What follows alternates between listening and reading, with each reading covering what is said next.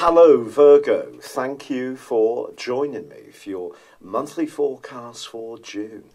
This month begins with the Sun and also your ruler Mercury in the most visible part of your situation, known as the midheaven, the 10th house. This is about how you interact with the world at large. It's how people perceive your public persona. It's about jobs, responsibilities, obligations, our relationships with the more authoritative members of our families, usually the father, traditionally. And it can also be about our direction of travel, so it can be about our goals and ambitions.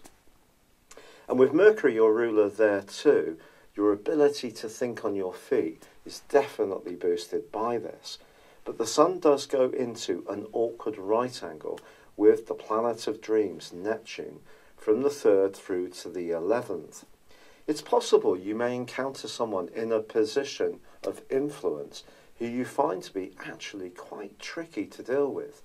This person may ask you to do something, you may feel that you're doing exactly what they want, and then they can say that wasn't what they wanted something else. So there can almost be a movable feast, but that can make you feel a little confused about what's expected of you. Now, at the same time, Venus, the planet of love and affection, which is in a very sociable part of your scope, is in opposition with Pluto, the planet of power and transformation. When Venus and Pluto are in opposition, we can encounter situations where there is a greater intensity around communication. It can seem that someone is being very seductive almost about what they want us to do. Now, it could come up for you in a more romantic context, this, and there may be someone in your friendship group who's going to reveal themselves as actually having a bit of a fascination for you, which can be hugely flattering. Now, if that's what you want as well, then this can be a green light to go forwards. But if it seems that they're being so alluring towards you, just check out what their motives may be, or what your desire motives may be too. So whether it's incoming or coming from you outwards, just be conscious of motivations around relationships across those days, whether it's more formal ones, which can be confused by Neptune's role, or it's more personal ones. However, Venus being in this sector is great for cultivating new relationships. There's no doubt about that at all. And does give you the opportunity to get to know people, to mix and mingle, and that could have a bearing on your professional prospects as well. Now, there is also a very positive alliance between Neptune, the bad guy in that square with the Sun, and also Jupiter, the planet of growth, of optimism. And they're going to be knitting together in a truly helpful way all through this month. Now, you may ask, but Patrick, isn't Jupiter in retrograde? Well, it is, suggesting that from now until the 10th of July, you do need to be conscious of what you say and make sure that you don't let your enthusiasm take over too much. But that doesn't mean to say you shouldn't be enthusiastic. It just means that you have to deliver on whatever it is that you promise. But this angle suggests that there could be somebody that you're chatting to who really does help you to trip the light fantastic. It may be someone that you're fascinated with in a more romantic context, quite frankly. And if you're fortunate enough to have this and you really are growing together, it's a wonderful alliance to share. Now, of course, Mars, the power planet, moved in the middle of last month into a much more practical part of your scope, the sign of Aquarius, which is great in terms of physical vitality. It's going to be firing you up all through this month. But it is in opposition with the point of destiny in the sign of Leo, where it's been since it reversed out of your sign last May. Now, if you think back to that time, there's probably been some more psychological dimensions to your situation than you had before. And I think, yes, it's good to work hard, it's good to apply ourselves, but it's also good to understand what those deeper motivations are.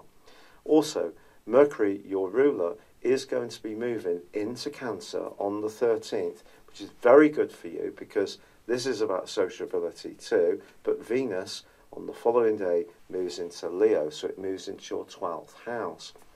If there is a relationship which isn't working quite so well for you, this switch of Venus and thence its opposition with Mars, along with the North Node, from the 18th to the 28th, is going to require a degree of care.